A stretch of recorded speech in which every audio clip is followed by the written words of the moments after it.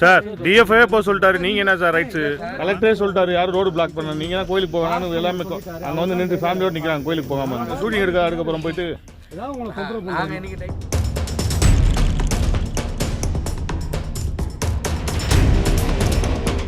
எனக்கு குழப்ப பார்க்கணுங்க. இந்த பண்ணிக்கிட்டு என்ன அர்த்தம்? ஏன் ஸ்டேட்டுக்குள்ள நான் போகணும்?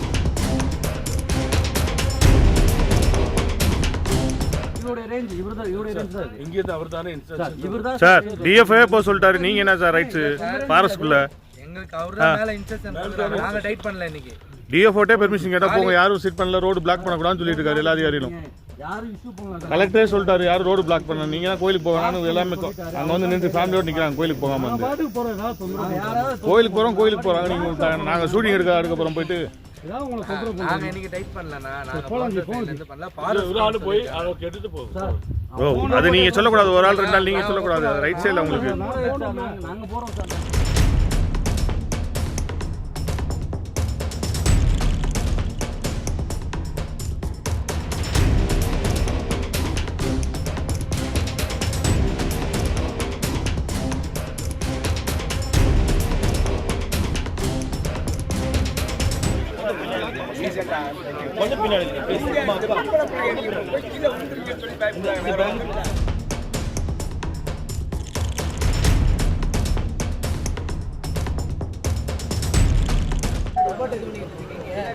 எனக்கு குழப்ப பார்க்கணுங்க. சம்பளம் கொடுக்கணும். நீங்க இப்படி பண்ணிக்கிட்டு என்ன அர்த்தம்? ஏன் ஸ்டேட்டுக்குள்ள நான் போகணும்?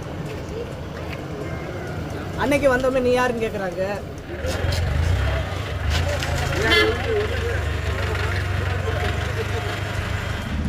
சார் இது குளியடி சார், குளியடி பாதை. இது தீபன் கார்த்திக் என் பேர். இங்கே வந்து எஸ்டேட் இருக்குது. எஸ்டேட்டுக்கு போக விடாமல் இப்போ அரை மணி நேரமாக டிஸ்டர்ப் பண்ணிகிட்டு இருக்காங்க. அன்னைக்கு வந்தோமே நீ யார் சுற்றி போங்கிறாங்க. என் காட்டுக்கு இங்கனக்குள்ளே இருக்கிற எஸ்டேட்டுக்கு என்னையை சுற்றி போங்கிறாங்க. இப்போ அவர் அங்கே தங்கி இருக்கனால உங்க உள்ள விடல. ஆமாம் சார்.